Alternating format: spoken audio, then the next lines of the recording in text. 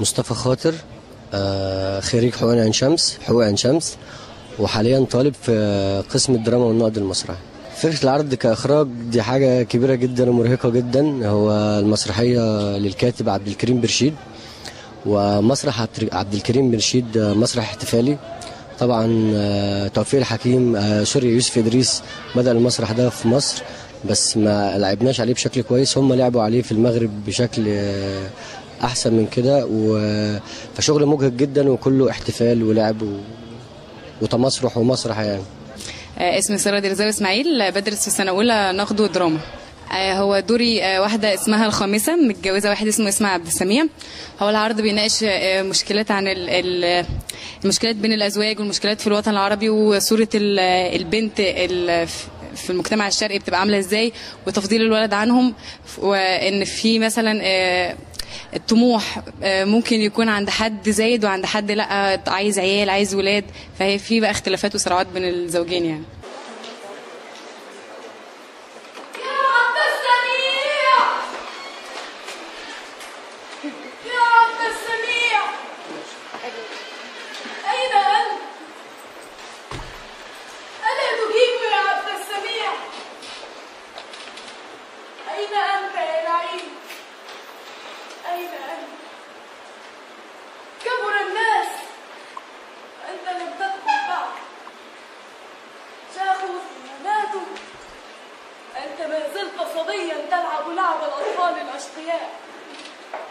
هل بينكم أيها الناس من يعرف عبد السميع؟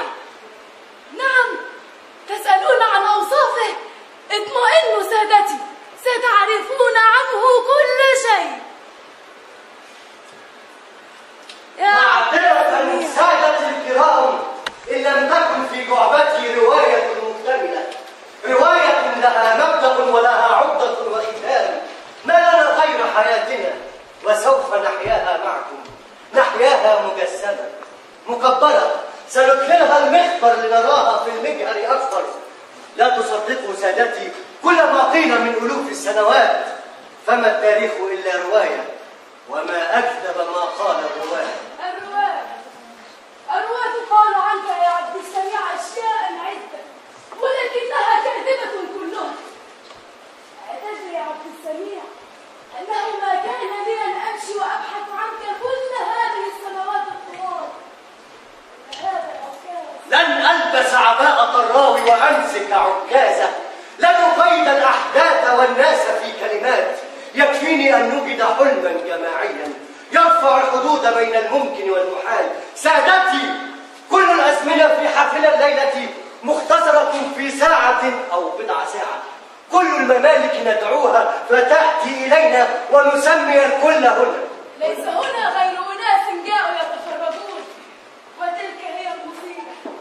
ألا فلتعلموا سادتي أن التفرج ذنب وخطيئة. قلنا أيها السادة بأنه ترك الوجه معلقا على مسمار واختفى، هجر اللوح والدوات والقلم، هجر الأضراب وكل الصيغة وفر إلى حيث لا أحد يعلم. وكيف نعلم؟ كيف نعلم ولم يأتنا منهم كتاب أو رسول؟ كيف اختفى؟ هذا هو السؤال الذي حير كل الناس. تعددت الأقوال والتفسيرات والإشاعات، ولكن كلها كانت خاطئة وكاذبة. نعم، كذبوا إذ قالوا بأنه هرب مني. هرب من مدينة تخرق وتقتل، مدينة تقف على رأسها كالبهلوان، أقدامها الوسخة فوق. أما رأسها الحكيم فموجود في التراب والوحي. عما تتحدث أيها الرجل؟ لن يعش كامل ويبقى الله. وشغلي أن أحدث الناس كما تراني. وماذا تقول لهم؟ أحكي لهم الملاحم والروايات والسير الغريبة. ما هو العجيب يا امرأة؟ إنك تشبهه بشكل غريب. أشبه من؟ عبد السميع زوجي. السميع؟ يا سبحان الله، إنك هو في كل شيء، في وقفته وفي حديثه وملابسه. أنا اسمي عبد البصير.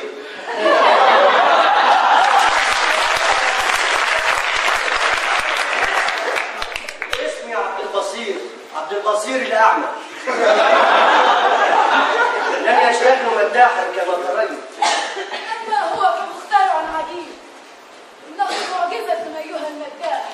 عشقه لابد ان نراه كذلك.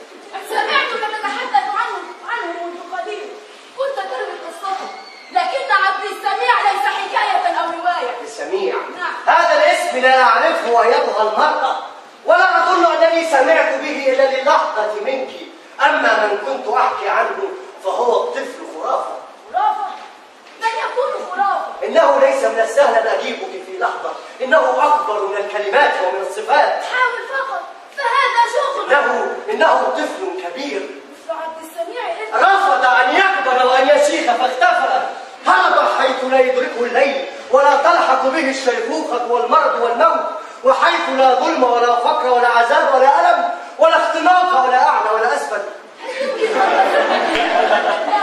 في عينيه طبقات من الظلام، حتى هو المسكين. ظلمات بعضها فوق بعض، ظلمات تتحدى الشمس والأقمار والنجوم والنور. إنه يأمر الرياح المهاجرة فترحل إلى حيث يشاء، يكلم الطير فتسمع قوله، يقف أمام البحر فتتراجع أمواجه خشية وحياء.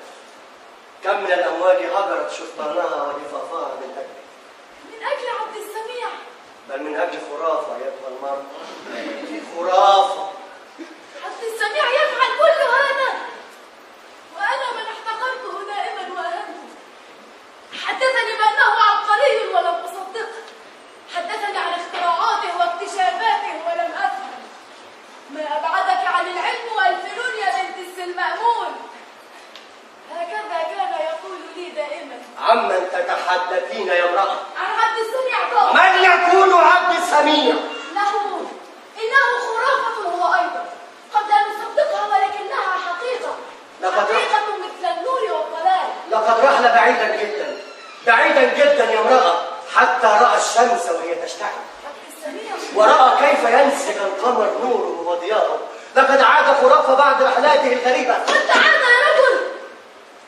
عاد ليحدث الناس بأنه رافق الخضر، رافقه زمنا طويلا، أخذ عنه علمه وحنه، أخذ حكمته الأبدية.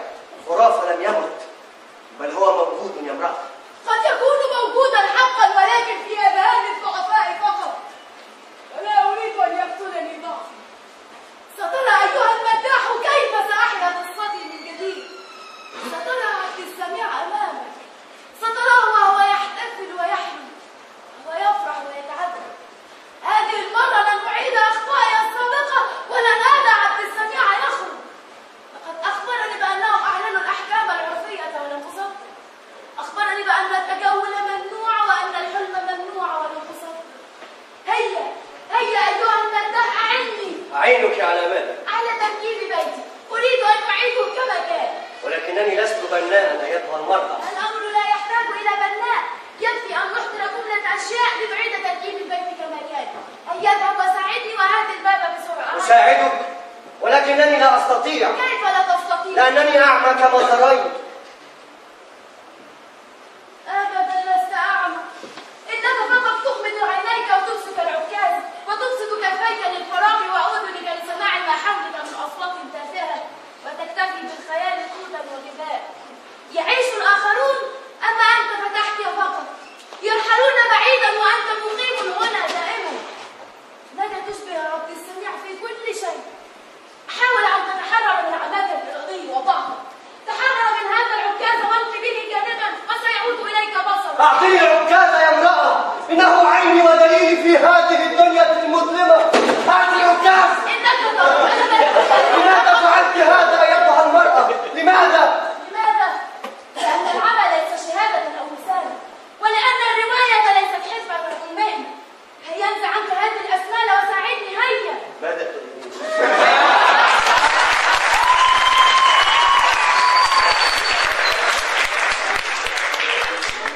أريد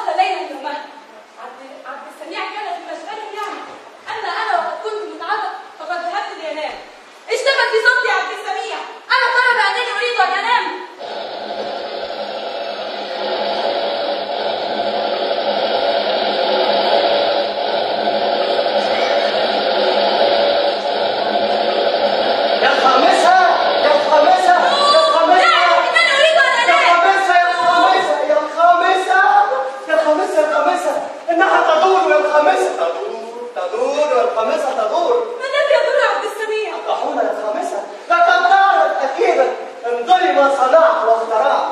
حقا انني عبقريه مغموره في هذا البلد. انا قتل الله الجهل والجهلاء، لم يقدرني في هذا البلد احد. عندما تدور هذه تدور تلك، اسباب ومسببات، نتائج ومقدمات. هذا هو العلم. دوري ايتها الاشياء، دوري ايتها.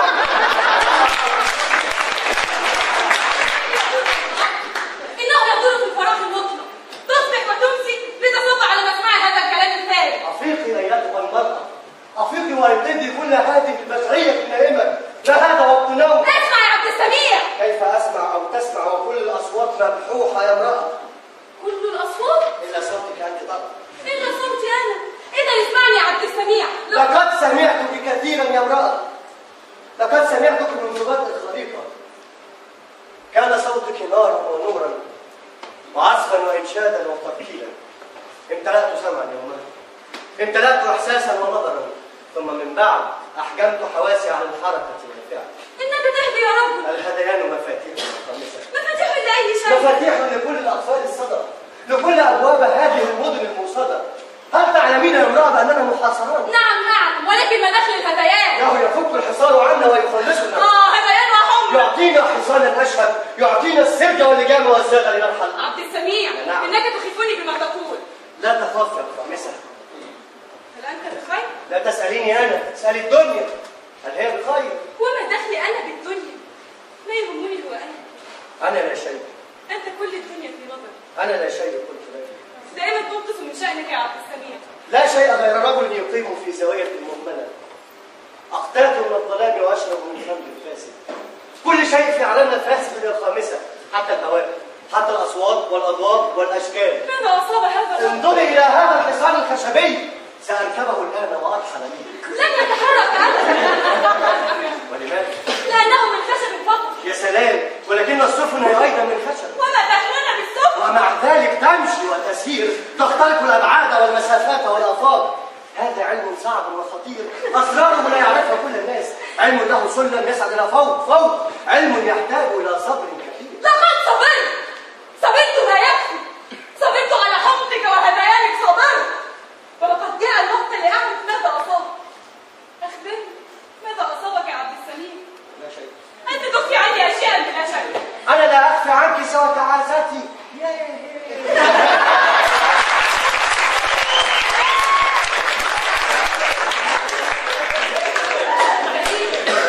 لكن هذا شيء الذي يفهم. نعم. فهو متعسف على أي حال. إنه الفرح والفرح. أنا لا أفهمك أبدا. أنت لغز. إنني فرح، والفرح يعطيني إحساسا بالموت، بالتلاشي والذوبان. إنني أضيء لأنني أحترق، يديرني الفرح وتحرقني التعاسة. هذا شيء لا يمكن أن تفهميه بسرعة. اوعى.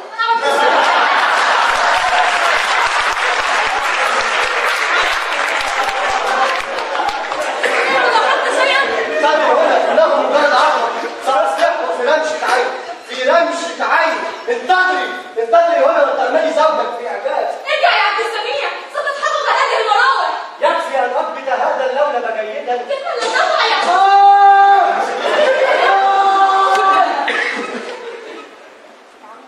عبد السميع؟ عبد السميع، هل أنت بخير؟ إنني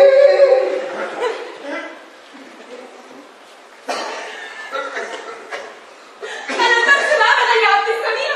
نحن مخرفين. ألا أنت تفعل هذا اللعب الصبياني؟ ألا تعلمين يا زوجتي المصون بأن مستقبل العالم بين يدي هاتين؟ وهل تعلم يا زوجنا الوقور بأن طبخ الطعام يدي هاتين؟ أعوذ بالله.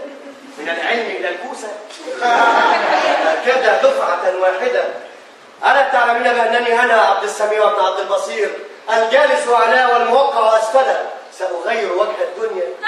وإن كان في نفسك شك فسترين بعينك، ستكونين فخورة بين جاراتك رابحة ورقية. اسمها إيه الثانية دي؟ شمس الضوء. اسمع يا عبد السميع، ضيوفك سيأتون قريبا وأنت مشتغل بلعبك هذا. من سيأتي يا فارس؟ الحسن والحسين ومن غيرهم؟ والرازق ومرزوق والراضي ورضوان وحميد وهندان سيأتون غدا أو بعد غد. فماذا أعددت لهم يا عبد السميع؟ أعددت لهم كل شيء. هذا حصان خشبي سيركبونه، سينتقلونه، سيفتحون به حصونا وممالك، سيرفعون الأبل في كل مكان، وهذه طاحونة هوائية سيلعبون بها، سيكون لهم عالمهم الطفولي، عالم يفيض بالسحر والغرابة لكنهم يجب أن يأكلوا أولا. أنا عالم مخترع، وليس من المعقول أن أنزل إلى السوق لأشتري البطاطس والطماطم والملوخية والكرات هذا من حقي. عالم مخترع، تجاوزت همومي الصغيرة ورحت أبحث في هموم الناس. لو كنت عالما حقا لانتبهت إلى حاجة على نفسك. انظر حولك يا عبد السميع، إن هذه الدار تشرك على السقوط ولكنك لا ترى شيء. إننا نعيش بدون ماء ولا كهرباء ولا أي شيء. اطمئن يا بنت السي المأمون، سآتيك بكل ما تريدين. لقد بعثت خطاب أبا مسكين العجوز سيعيد لنا الضوء ونعود كما كنا من قبل. عبقرية فاسدة الخامسة. عبقرية. حقا يا عبد السميع. لكنني قلقت جدا يا عبد السميع. إنك تتحدث أكثر مما تشتغل. كلماتك تملك أجنحة من نور وضياء. تملك أجنحة ولكنك لا تطير يا عبد السميع. الدنيا ليست شيئا سهلا يا خامسة. غريب، أنت تقول هذا؟ ولما لا؟ أنت الذي لا تكف لحظة عن اللعب. هذا ليس لعبا. قلت لك. لقد أمرقتني دائما في هلاك من الكلمات. الكلام بالمجان يا خامسة. أعطيتني في الخيال كل مفاتيح الكون. كل مفاتيح الكون، وأنا الآن أبحث عن مفتاح بيت أسكنه. كل الأشياء تغيرت من حولنا يا عبد السميع. إلا أنا. ومن أنت؟ ومن أنت؟ أنت الخامسة بنت السي المأمون، صاحب معمل الأحذية. دائما تهرب وتدخل راسك في الرمال. لما لا تقول بأنني بنت الإسكافية الفقير؟ بنت السورامات. الخامسة كلنا فقراء، والله هو الغني وحده. أنا الخامسة، حكم ضائع بين الأرقام الضائعة. ستعيدين علي قصتك من جديد. ولم لا؟ بينما أنها حياتي ولا أحد ينبت في الفراغ. والدي لم ينجب غير البنات. أعرف هذا. جاءت الأولى وكانت بنت. أهلا. فرحب بها طبعا. أما عن الثانية فقد قال أهلا، لا بأس. في المرة القادمة سيكون ولدا بلا شك. ثم جاءت المرة القادمة تحمل بنتا كذلك. أهلا. فكان لابد أن يكشر في وجهها طبعا، هذا من حقه. ثم جاءت الرابعة فكانت مصيبة. جاءت الخامسة فكنت كارثة.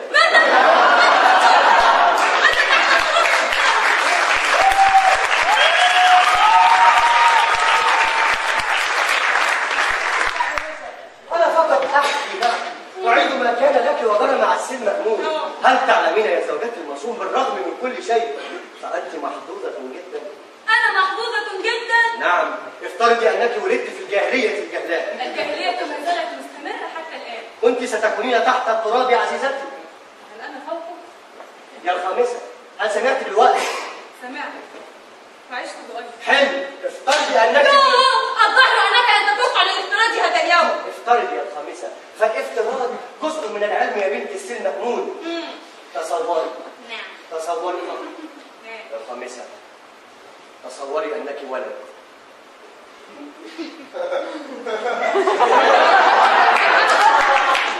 هل تصورت الآن؟ نعم تصورت. ماذا ترين؟ أرى كل شيء قد تغير. جميل جدا تكويني. لم أعد مجرد رجل كما كنت. لم أعد أشهد الغطاء وأتوسل ركنا في قلوب الآخرين. عبد السميع انظر معي، إنهم يضعون على وجوههم أقنعة جديدة. أقنعة جديدة؟ نعم، أقنعة مستبشرة في الظاهر. كلا أيها الناس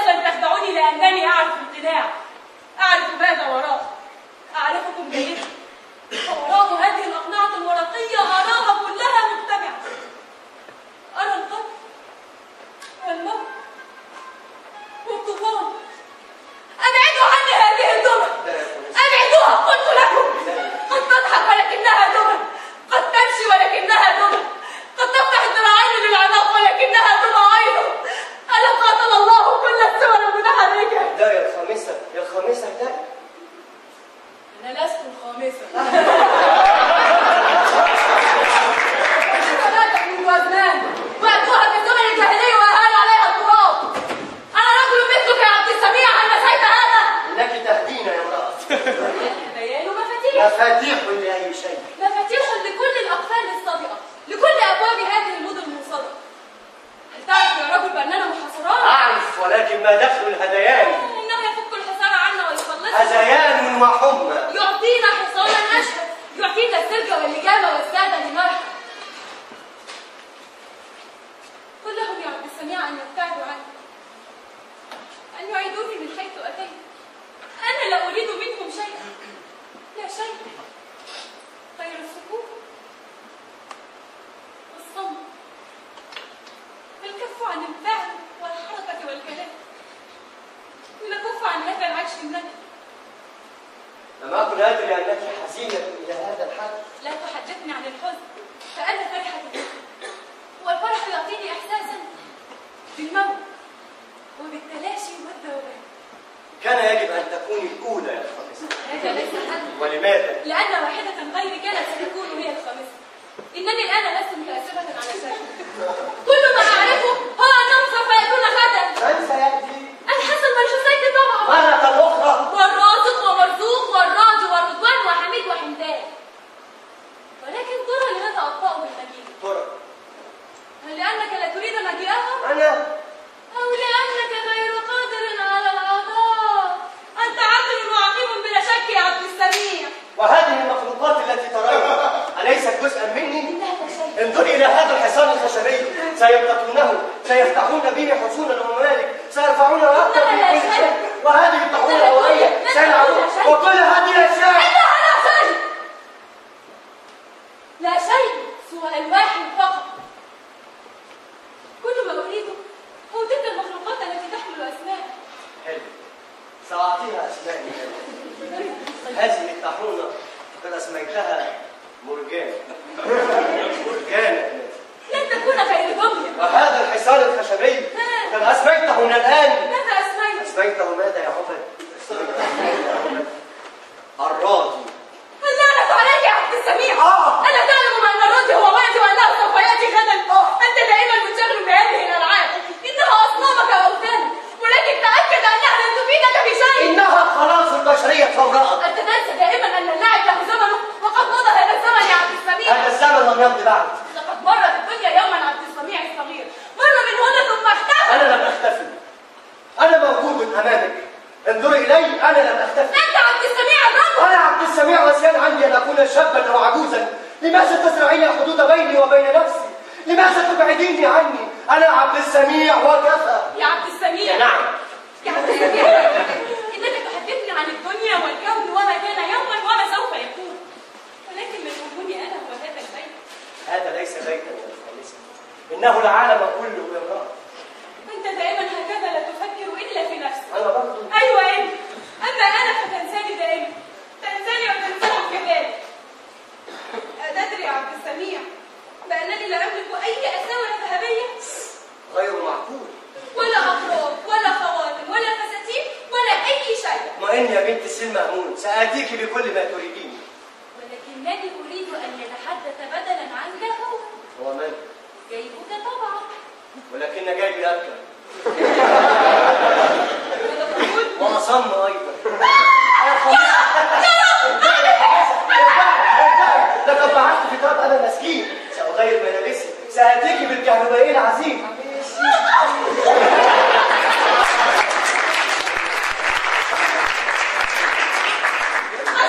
وإذا جاء أنا مسكين وتبقى الجنة سأفتح له. أنت دائما هكذا، لا تفكر إلا في نفسك. أما أنا فتنساني. حسبي الله ونعم الوكيل فيك.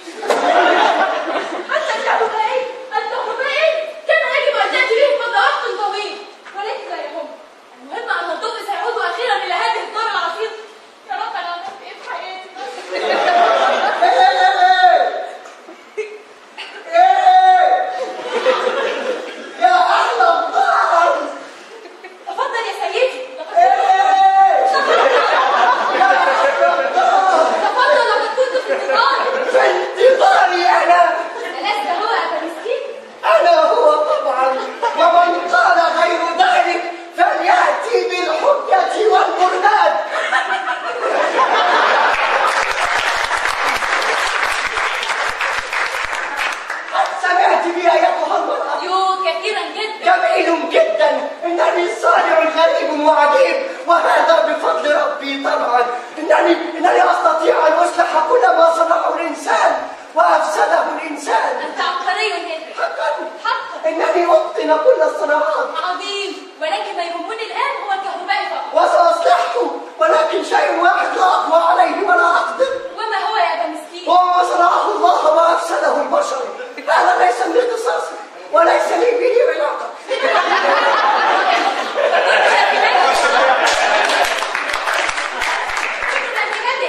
من صنع الإنسان. حقا وسأصلحه في لمش العين. أين السر؟ ها هو. ساعديني يا فتاتي. ساعديني يا فتاتي. هنا.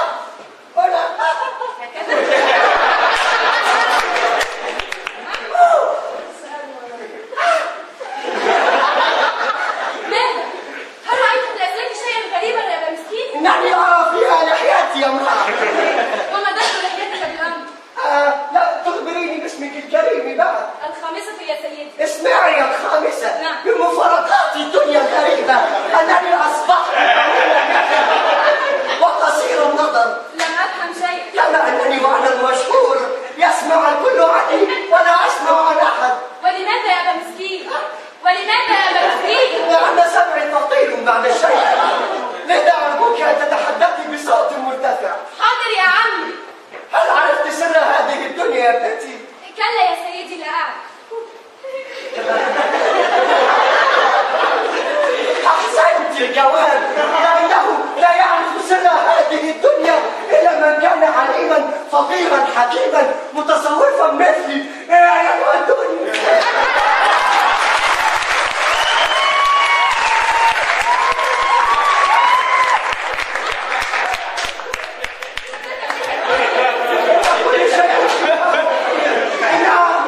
إنها مثل هذه الأسلاك تماما، فبعضها يمر من هنا وبعضها من هناك وبعضها أحمر وبعضها أصفر. يا أيها الدنيا.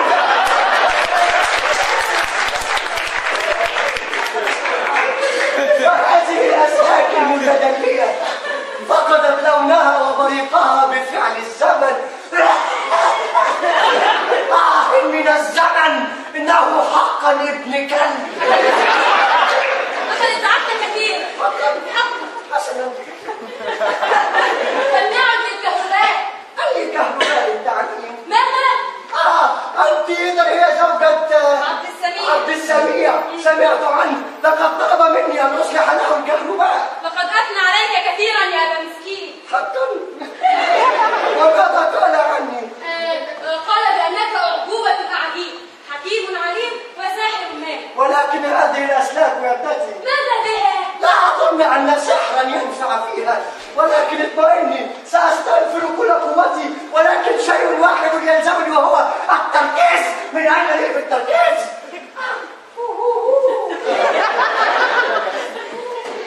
ما هذه الأشياء يا ابنتي؟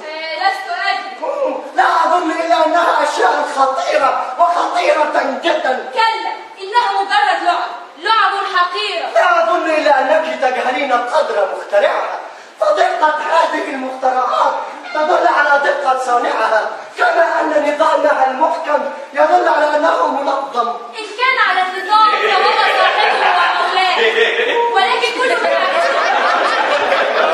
ما أعرفه يا أبا مسكين هو أن الكهرباء في هذا النظام بحاجة إلى إصلاح. وسأصلحه إن لم يكن اليوم فغدا أو بعد غد أو في السنة القادمة. شيء واحد يلزمني وهو التركيز. من أين لي بالتركيز؟ حسنا، سأدعك وحدك تشتغل، ربما استطعت أن تتذكر. انتظري. نعم، هل تطلب شيئا؟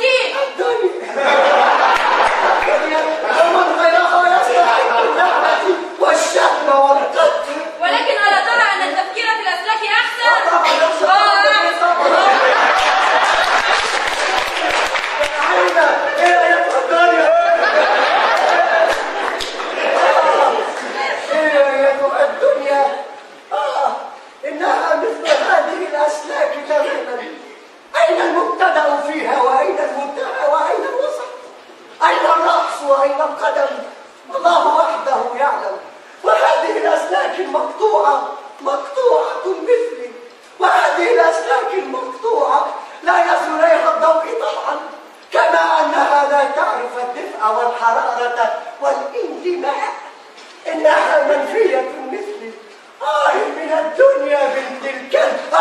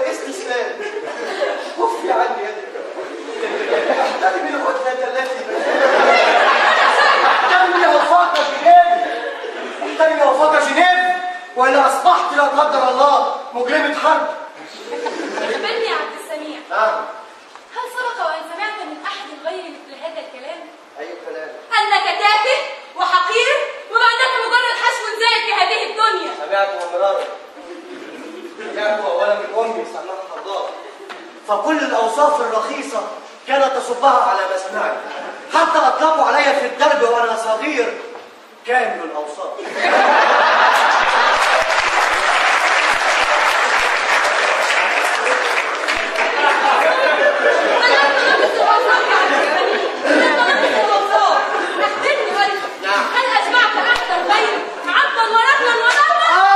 الحقيني يا أمي. يلا. ما بحبش الفراق. هتحبها. والله هتحبها. متقلة يا أمي. ماليش دعوة. هل تعلمين بأنني يتيم يا خامسة؟ يتيم. لقد سمعت منك هذا الكلام 1000 مرة. ومع ذلك تقهرينني يا مكرمة.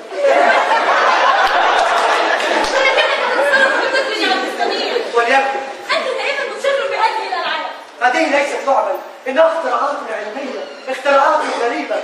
كلا، أنت لا تفعل شيئا في حياتك، سواء تلعب في وقتك الأول والثاني والثالث، ولا تريد أن تترك مكانك هذا. ولماذا أتركه ما دمت مرتاحا فيه بشكل غريب؟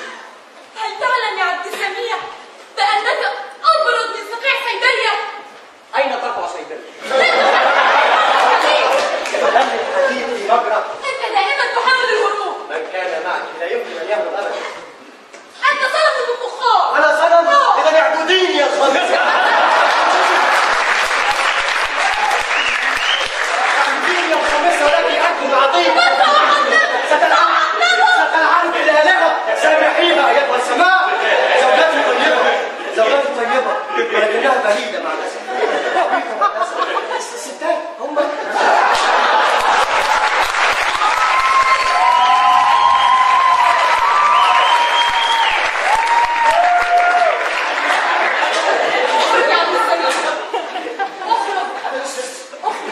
كيف أخرج وهذا البيت يكتسب كل الدنيا وكل الأول؟ يمكنني أن أخرج معك إذا شئت. لقد أعلنوا الأحكام الوفية، شفتي؟ لشعب نفسك طلقتها وروقتها بلا شك. لقد أعلنوا أيضا حرب التجول. كذب وافتراء. منع التنفس والتحريك.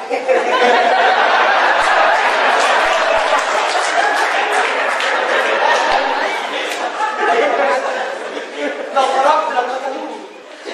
لا تريدين، لا قدر الله، أن تصبحين أرملة وأولادك أن يأكلوا بعض. الحسن والحسين والغالي. يا خامسة، نعم. لو مت هل ستبكين؟ وكيف أعرف؟ أنت لست متأكدة من شيء إذن. كيف أعرف؟ ولا أنت جربت الموت يوما ولا أنا جربت فقدك أو موتك. في هذه الحالة اعتبريني مت أو في طريقي إلى الموت. أين كفن؟ إلي بالبخور والمفرقين.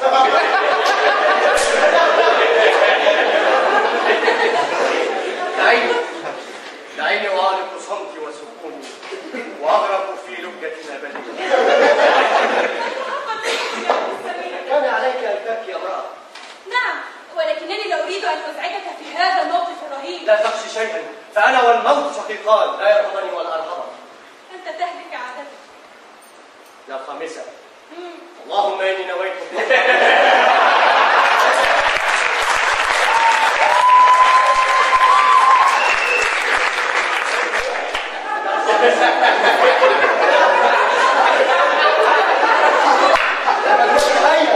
هيا ابكي، اسمعيني صوتي من النشاز الخامسة بنت سلمون. ولكنني ليس لي دموع يا عبد السميع. أنا ما أبرد عاطفتك يا امرأة. اسمع يا عبد السميع. نعم. أتسمح لي بالاستعانة على البكاء ببعض البصل؟ بصل؟ استعيني بالبصل أو الحمص، المهم أن تبكي عديمة الإحساس. انظر يا عبد السميع، سأبكي عليك كما تأمر. يا زوجي. يا بعلي.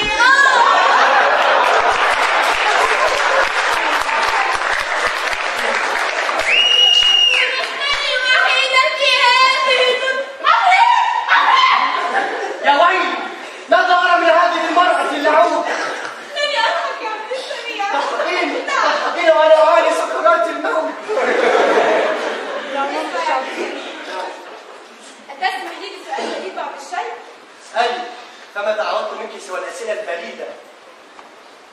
تريد الموت حقا؟ سؤال بريد حقا.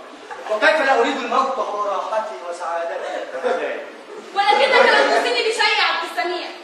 أوصيك بنفسك أولا وصية مقبولة. وبألا تتزوجي من بعد أحد. وصية مرفوضة. لا شيء، أكمل. سيتحلق حولك الرجال من كل مكان. هذا شيء مؤكد. وساعتها لم يكن في مقداري أن أغار عليك، وهذا يؤلمني. جميل، أكمل. سيتحلق حولك الرجال من كل مكان. نعم أعرف. سيتحلق حولك صاحب الدكان العجوز وعامل الفرن صفوان الصابر. صفوان؟ يا عمتي يا عمتي. يا ناعم. هل تعرفين هذه المرأة؟ أي امرأة الضغط؟ تلك التي تطل من الشباك.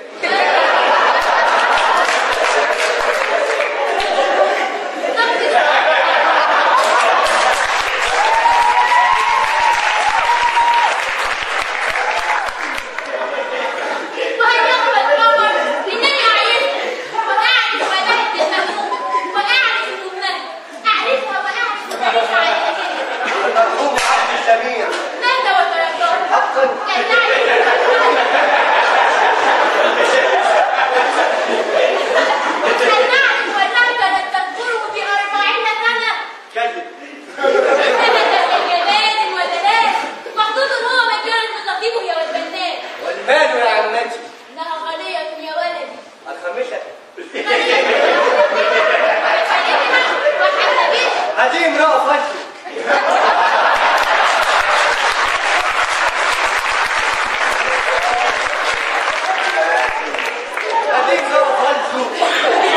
لا يقدم عليها سوى من أفقده الله البشر والبشيرة.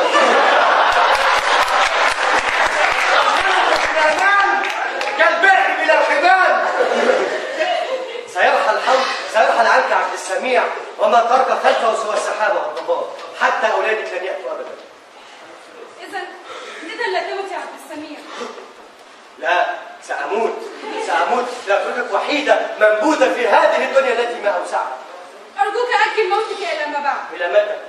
إلى بعد أن تصبح غنيا يا عبد السميع. طلبت محالا يا بنت السيد محمود. أو حتى يحضر أبناؤنا على الأقل. أولادنا لن يأتوا ولم يأتوا أبدا، ولن تجد بعد اليوم من يحميك. أنت تحميني. أنا الآن ضائع موجود في رحلة. ستكونين كالشاه الضالة، ستكونين نهبا للسباع والطباع وللذئاب الكاسرة.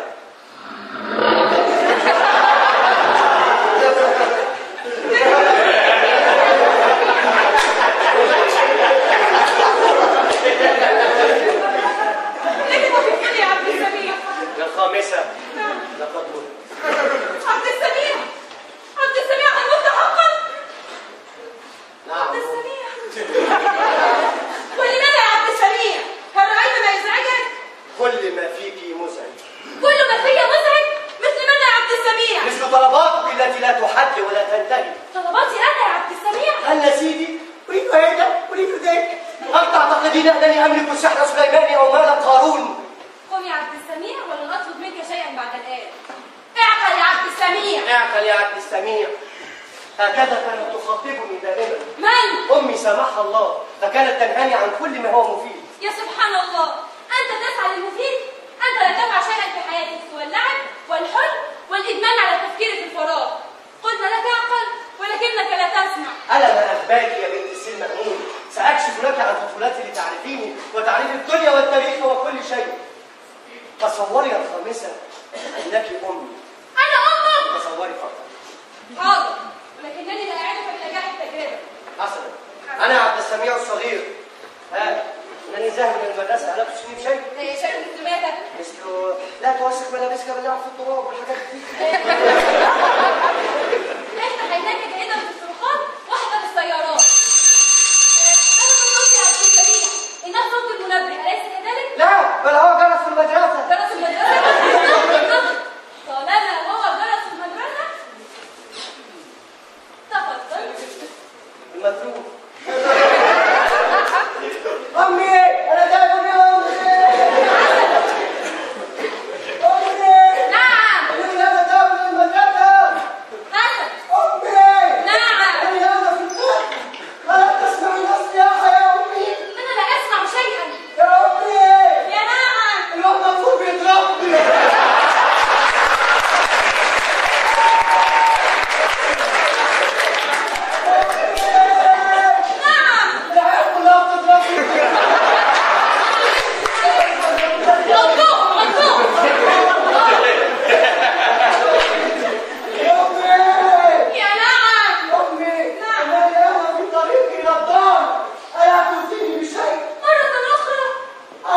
أمي هكذا كانت، لا تلقاني لو أوصتني بشيء، لا تتكلم، لا تفعل، لا تمشي، البيت. أمي افتحي الباب يا أمي. حاضر حاضر. افتحي الباب يا أمي. تفضل. إيه واحد هو ربيني.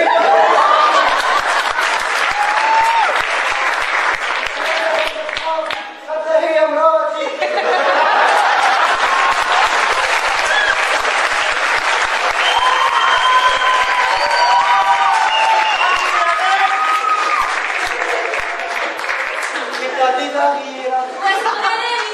شعرها طويل زيها طويل. عينها طويل. ماذا فعلت في نفسك؟ ماذا فعلت؟ لقد أصبحت طفلا صغيرا. من أين أتيت بهذه الملابس الرعيل؟ من أين أتيت بهذه الملابس العين؟ اسأليني عن أسئلة أكثر همة وأكثر نفع. أسألكم مثل ماذا؟ مثل ماذا تدرسون اليوم في المدرسة؟ حقا هذا سؤال مهم. وهذا ما تسأله كل أم حقيقية. اسأليني عن العلوم التي تدورت بها لمستقبل المشرك المذاهب لخدمة وطني وبلدي. من أين أتيت بهذا الكلام يا عبد السميع؟ لقد سمعتها أولا من المعلم، والنبأ بالكامل هذا هو عباس الأقرع.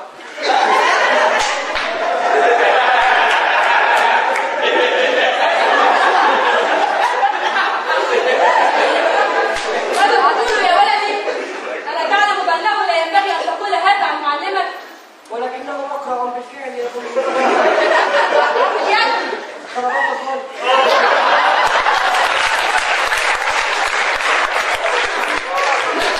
هذا شغل واحد. ماذا درسوه اليوم؟ لقد درسونا يا أمي علما جديدا وفنا جديدا يا أمي. شريف لا أعرف. لقد حدثونا عن الناس الذين كانوا مهمين ثم ماتوا يا أمي. هو أبوك يا عبد السميع. من هو أبي يا أمي؟ قد حدثوك عنه. وهل كان أبي مهما حتى يدخل التاريخ يا أمي؟ وليكن مهما. ماذا تقول عن أبيك يا بحسون؟ لعنك الله يا ولدي ويا فاتك كبري. إيه؟ أنا منظور الثاني أنا. وضعت العجل واستنيت له إيه.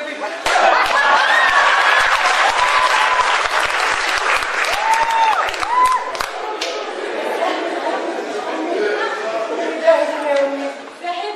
إنني ذاهب، لا تقلقي، سأكون في الدار قبل الغروب. ذهب إلى أين؟ إنه يليني يناديني يوم الوداع المجنون. أنا جمعت. وماذا أصاب سمعك يا أمي؟ أنا لست أمه.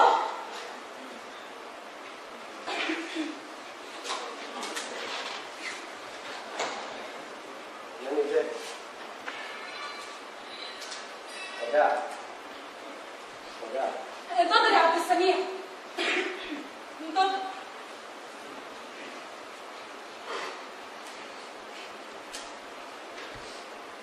خذ المعطف معك. قد تشعر بالبرد. من كان الدفء في قلبه لا يحس بالبرد. تذكر كل ما قلته لك يا عبد السميع. ومن أين لي الذاكرة في زحمة هذا العالم؟ فكر في الحسن والحسين والرازق ومرزوق. فكر في الخامسة. عبد السميع. عبد السميع.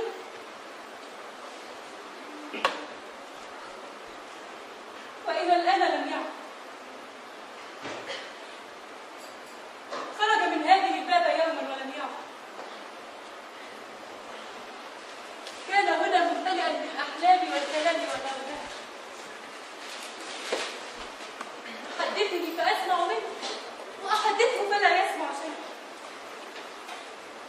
كان مهموما بأشياء السوء، مشغولا بأوهام وعوالم.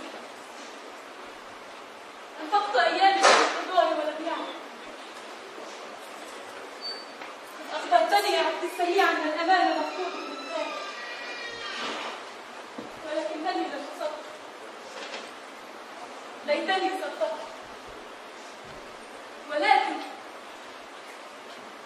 ولكن ترى لولا احتراقك أنت يا عبد السميع واحتراق غيرك من الناس كان لهذا البيت أن يضيء يوما. لا أعتقد.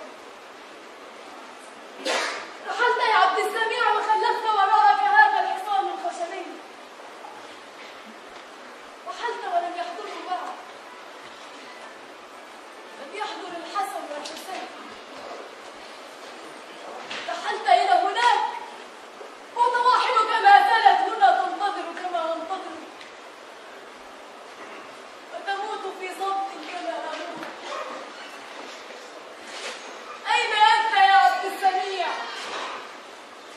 في كل أرض وفي كل مكان. كل أشياء المهمة في حقيبتها.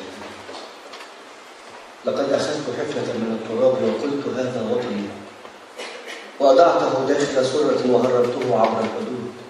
سألوني في الجمال: هل معك شيء ثمين تصرح به؟ قلت معي.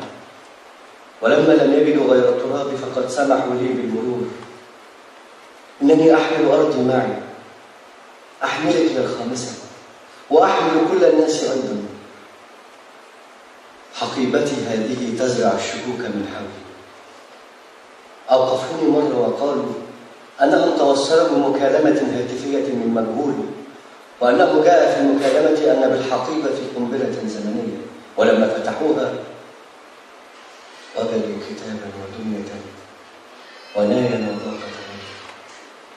قالوا بأنني خائن ومردود ومارق. قالوا بأنني أشدو للحب في زمن الكراهية، وأغني لحياتي في زمن الموت، وأدعو للسلم في زمن الحرب.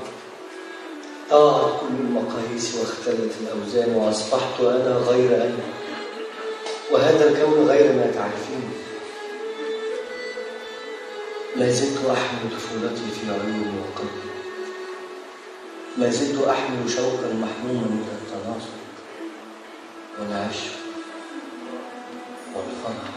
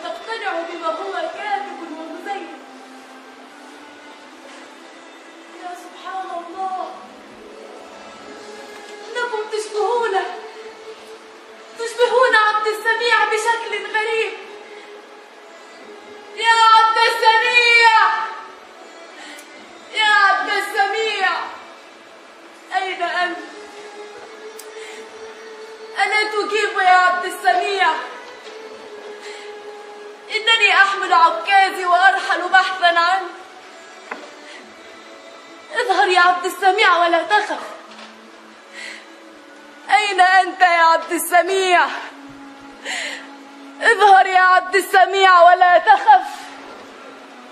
أين أنت؟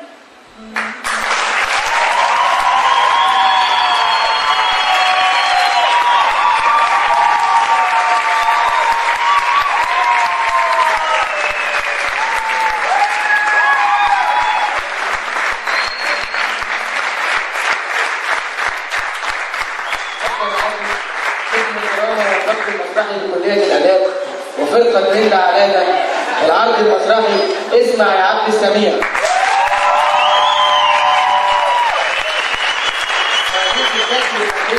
عبد الكريم رشيد. قاعد الإخراج مجدي المنسوب وأحمد مصطفى.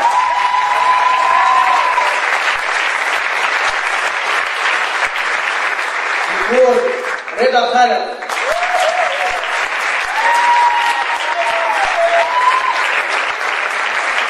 مخرج منفذ عبد الحميد منصور.